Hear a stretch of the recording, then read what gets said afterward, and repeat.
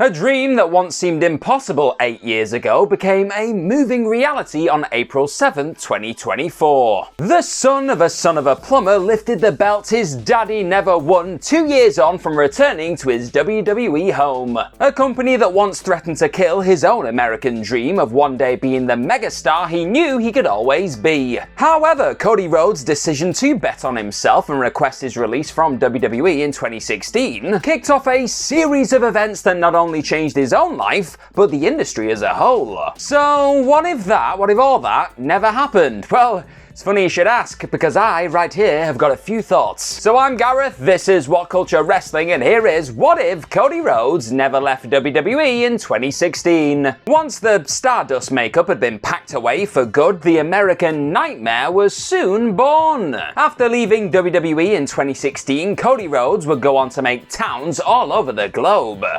Oh, and I know because I was there. And he quickly became one of the most in-demand names on the entire independent scene, as he began to connect with the other super talented folks plying their trade outside of the supposed big leagues. Appearances in the likes of TNA, Ring of Honor, and New Japan Pro Wrestling would also follow, with all that hard work then eventually leading to Cody and his elite pals once again feeling confident enough to bet on themselves. And it was that specific All-In 2018 bet that would set the stage for an all-elite alternative, one that ultimately made the business a far better place than the one it had been over the last 2 decades before. In other words, the eventual WWE Champion's decision to leave the secure sports entertainment bubble turned out to be a pretty wonderful game changer for everyone. So imagine a world then where the current hottest babyface on planet Earth decided to never do any of that. A world where Cody just carries on with his head down and depressingly reapplies the star makeup yet again for years to come. A world where the independent scene never experienced the nightmare. And a world where young bucks, cleaners, and many more never cross paths with the man with adrenaline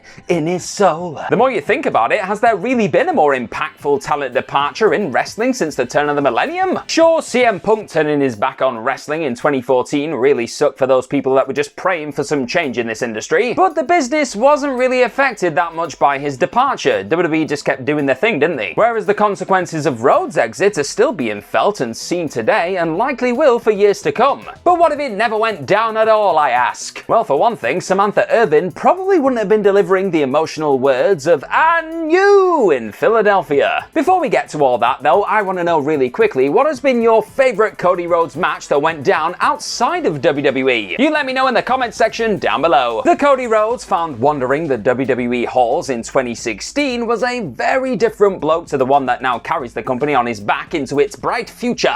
Following on from his arrival as Dusty Rhodes' baby boy, his partnerships with Hardcore Holly and Ted DiBiase Jr., stint as part of Randy Orton's legacy squad, time as a dashing chap, and that period being a mustache-sporting scholar, Rhodes was eventually forced into a leather suit just like his brother Dustin's Goldust one. Stardust soon became a frustrating thing in 2014, and it was this weird mini-dust gimmick stuff that eventually led to Rhodes feeling all kinds of frustrated and feeling enough was enough. He dreamed of one day being a WWE champion, you see. And you know what? He actually even noted that during his little statement thing that he released at the time of his release. And no matter how much time and effort he put into making Stardust one of the most entertaining and captivating elements of the sports entertainment machine, that guy was just never going to win the big one, was he? Both Vince McMahon and Triple H didn't see this mid-carder as somebody who could possibly be their star player back in 2016. And would that have honestly changed without Cody proving just how big of a star he could be elsewhere? Had he stayed put and just carried on earning good money for being a reliable WWE superstar? It's tough to imagine a scenario where Rhodes becomes anything more than just a safe pair of hands used to get other main event projects over on their way to the top. Now look, there's absolutely nothing wrong with that, of course. I mean, look at guys like The Miz and Dolph Ziggler. They made careers out of being that kind of person. But just like Vince never really saw either of those veteran talents as bona fide attractions, Cody was destined to become yet another WWE stalwart in a universe where he went full Jordan Belfort.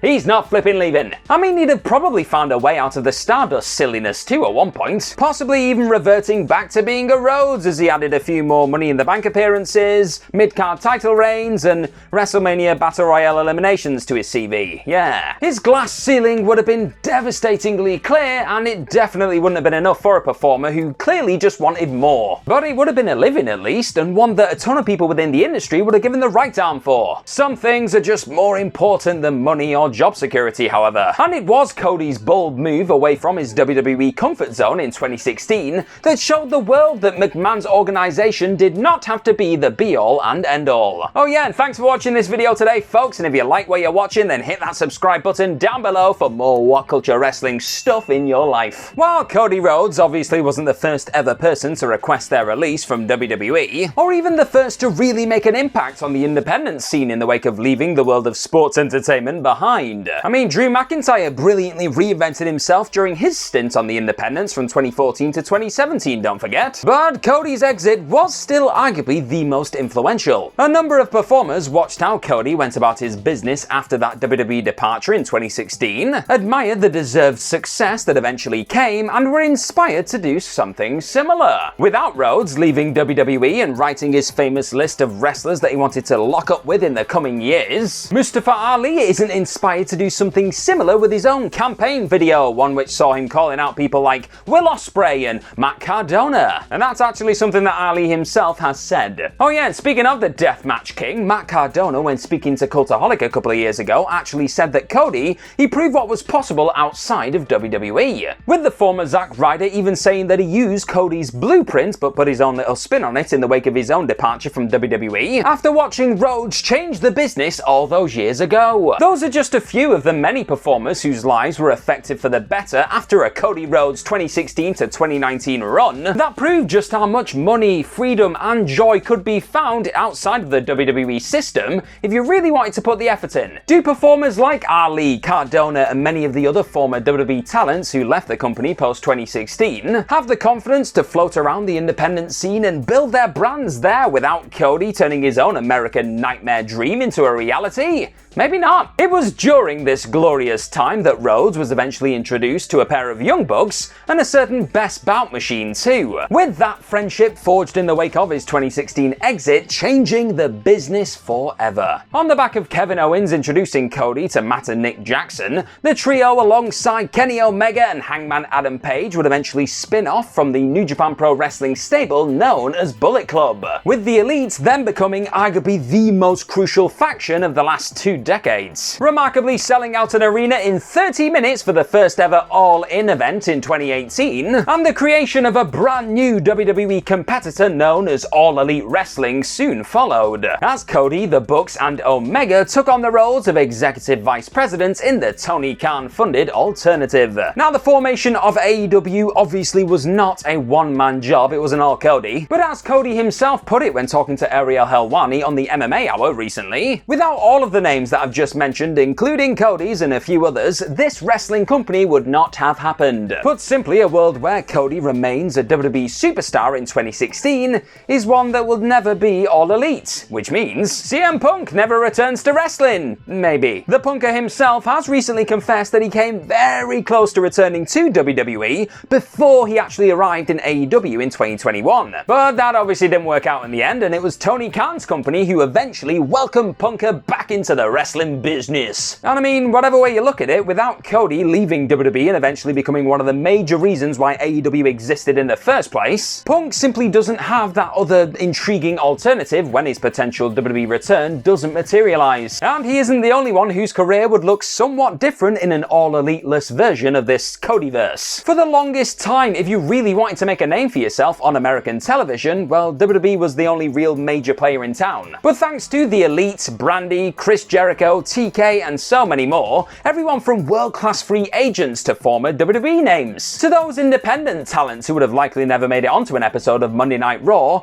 were given that alternative platform. Orange Cassidy lazily punching his way to glory on Wednesday nights? Yeah, there's a good chance that never happens if Cody squeezes his way back into the leather in 2016. Does MJF grow into one of the hottest acts in the entire industry without an all-elite product willing to let him be the boundary-pushing scumbag we know and love? And never forget, it was Rhodes who took a chance on the salt of the earth and got him on that first ever All-In card. Something again that wouldn't have happened if Cody was still in WWE sticking in contact lenses. Look, wrestling it's just better with AEW in it, isn't it? With no all-elite competition, are WWE finally forced to pull their damn fingers out and produce a few storylines that don't make you want to go full Rey Mysterio at the horror show at Extreme Rules, you know what I mean? In all likelihood, they would have just kept on lazily churning out the same sort of nonsense that have broken many spirits since the death of the Attitude Era. But AEW's refreshing long-term storylines, outstanding in-ring showcases, and three-dimensional characters quickly resulted in the newbies becoming the hottest promotion in town.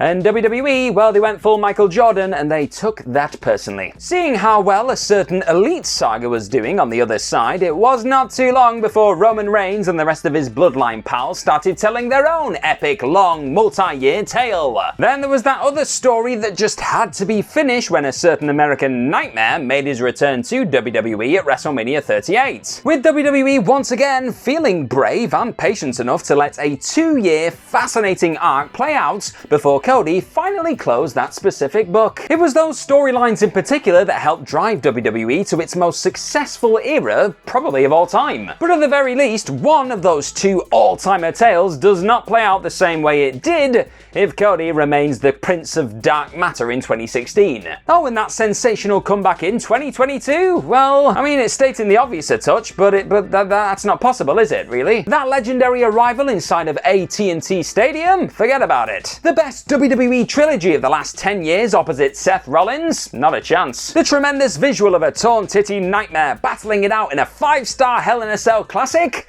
Is not happening. But Cody's once unthinkable WWE comeback after letting his AEW contract expire didn't just result in countless iconic moments for himself, it also led to even more game-changing occurrences. He's making a habit of this. Rhodes was not just brought back as Goldust's baby brother again, he wasn't even made to walk down the Mania ramp with a plastic mask on his face. No, this Cody came back as the American Bloody Nightmare. The look, the music, the graphics, all of this was created outside of the WWE bubble, but here they were on the grandest stage. And it was that move that set the tone for things to come during this new era. Jade Cargill, Andrade El Idolo, and Shawn Spears have all been presented similarly to how they were away from the biggest wrestling organization in the business since their arrivals / debuts / returns too. Something that was pretty much unheard of in a time pre-Nightmare arrival. Cody built a brand so strong after going his own way in 2016, WWE would have been foolish to take it all away. And it was that wise choice not to make Cody give it all away and leave behind his kingdom that not only likely made the promotion think twice about repackaging potential new megastars like Cargill, but set the stage for a new poster boy to rise. Rhodes finally, and somewhat inevitably, found his way to the very top in 2024. But it wasn't just the visual of Cody handing the WWE title to Mama Rose that caused many a tear to roll all around the world on WrestleMania 40's Night 2. It was the thought of just how far this particular trailblazer had come over the last 8 years. He hadn't just gone from undesirable to undeniable. Cody actually did something that many claim to, but very few actually ever achieve. After leaving behind a broken WWE system, becoming an indie legend, helping create a new home for professional wrestling, and now leading a bold new era as the WWE champion he always dreamed of being. Cody can honestly say he has left the business in a better place than he found it. But there are still a few more chapters left to tell when it comes to this story. One that would have looked entirely different if he'd opted to stick